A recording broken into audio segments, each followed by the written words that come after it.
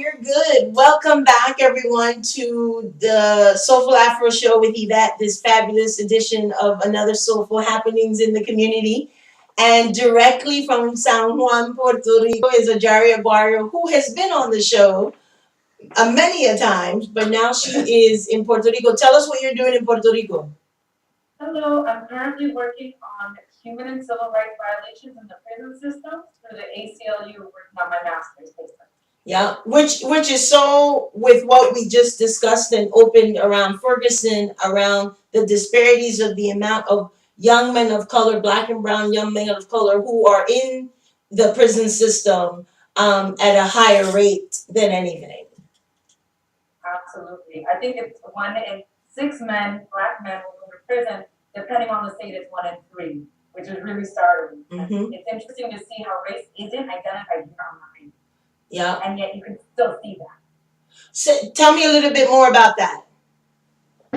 Well, people act like Puerto Rico, we are one and we are a unified Puerto Rico. However, you can tell in the way that they communicate and treat one another that the racism is very much of the black man. Mm-hmm. It's just alive differently. And like one of my friends pointed out, sometimes it works because it isn't talked about.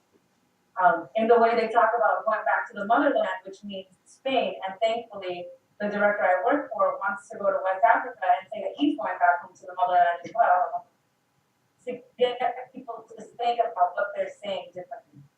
And also the way we move, the music that we listen to. We know we're mixed, but it still isn't talked about directly, and that can cause a lot of tension. Yeah. It is here. Well, in one of the census a few years back, only 45% of Puerto Ricans checked off that they're of African descent.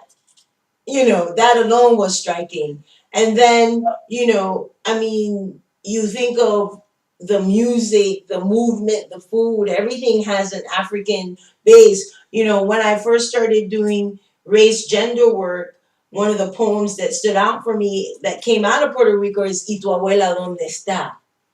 And it's like, where's your grandmother? No matter what, who's your grandmother, and let me check who you come from, and then let's have a conversation about what you do and don't have. So I'm sure you're gonna come back, and you're gonna have to come into the studio when you get back to really break down. You're gonna be in California, but you're gonna do it from there too, on your experience. But you had this wonderful experience recently. You attended the Women's Studies Conference that was held in Puerto Rico, and you met the sheroes of all sheroes, Angela Davis and Bell Hooks. So tell us a little bit more about that. That was an absolutely amazing experience because Angela Davis spoke about Palestine and how, of course, we are holding a conference in Puerto Rico to talk about the occupation of a people and a land. Mm-hmm. So she was amazing. And Bell Hooks talked about the violence that we aren't talking about on women, on each other, through the way we treat ourselves. And when she said that, I thought that was heavy and it was beautiful. They both touched on Ferguson. They both touched on Black Lives Matter. They both touched on issues of intersectionality and the importance it plays in everything we do as activists, as women of color in our queer spaces. And it was empowering and reinvigorating in every step of the way. What stood out the most for you?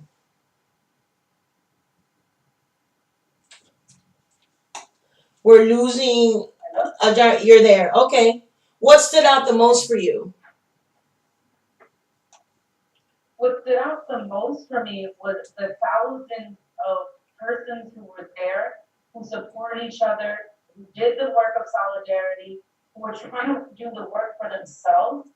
The internal work, to me, was absolutely amazing. The activists who came from academia, who didn't just want to talk about academia, but wanted to talk about the tools of resistance that we can apply everywhere, was incredibly crucial. Of using, and not just talking about Bell Hooks' work, but using pedagogy. Mm-hmm. How do we actually apply this in our everyday lives? That, to me, is absolutely crucial. We can theorize all we want, but until we know how to apply it, that bridge needs to happen. But also, and this is a big piece for me. It's like you know how to apply it, but to know how to apply it means you have to know who you are and where you fit into what's going to be applied. So if folks aren't clear on their identity and aren't embracing their full identity, then what they see themselves as is not how other people see themselves as, so they're not able to truly navigate these spaces that they're entering. Absolutely. It goes back to know thyself. I'm constantly going back to that. Here on this island, I think it's being pressed up against my face for a reason. Who am I? Where do I come from? What's going on? Ferguson has triggered that, I think, for an entire community, not just locally, but nationally. Who am I as an individually, but who am I in this cloth, in this piece of this blanket that is the fabric of our community? What do we stand for? And So, absolutely recognizing that helps us then facilitate those conversations. Absolutely. but I want to, before I let you go, because you are half Puerto Rican and half Mexican, and both mean a lot to you. And also, you have been bringing attention to the 43 Mexican students that were brutally killed. What are your thoughts on that? Well, we talked about this, and part of my thoughts on this, and some people will have issues, is that there's a gender issue going on. I didn't recognize until too late that the 43 were all men. Mm-hmm. Meanwhile, in Juarez, there's thousands of women being killed every day. How is it that we're not talking about this? And again, the Women's Studies Conference brought it back to the gender perspective. And Bell Hooks said it, that it is the feminist perspective that is going to bring the resistance and bring the tools to answering our struggle. Because we are not talking about this. The girls in Nigeria, we need to be marching out on the streets the way we did in Ferguson for the girls in Nigeria. That breaks my heart. Which is 7 months in. A month and a half ago, we thought that there was an agreement made to release them, and there's no signs that says that they're nowhere close to being released. And these are 200 and something girls, and it's not just an issue of Nigeria and that they were taken out, it's that they were removed and taken their ability to make their choices and pick a future that is not based on what people think a woman should be doing has been ripped from them. Absolutely, and now education will be questioned for girls. Yes. And that's one of our answers to end the cycle of poverty. That's what we do in development. We try and find a way to get girls out of poverty, women, and we know that that's one of the solutions. And now for education to have been that point, you touched on something, Yvette, that's going to be bigger, and we're going to be looking at it in the future. Yeah, yeah. So the 43 students, they were at the university, again, putting into question education. Yes. What happens when we're educated? Yeah. And the thing is that what's happening in the classrooms, because, we're also seeing the disparities in the classroom, how, I'm going to do an entire show based on my brilliant young nephew and the question of, I do have white friends that are teachers, but the question is they've done their work. If a teacher has not done their work and is moving around with the biases on that allows them to not see young black and brown boys as successful in the classroom, then that's how they're treating them. And my nephew is a brilliant young man in the classroom, high scores in the New York City test, and has to deal with worrying about a teacher that may not like him based on her issues, not his. Absolutely. And she doesn't recognize it, which is Oh no. But we have to teach our kids, sadly. I was not born and raised here and may have had to deal with racism on a different level in Panama. But sadly, now my niece and my nephew who are born here are having to deal with it way earlier and in a more concrete, knowledgeable, preparing way than I did. Because it's so in their faces, So thank you so much. Before we go, last thoughts around all these issues that you wanted to leave us with.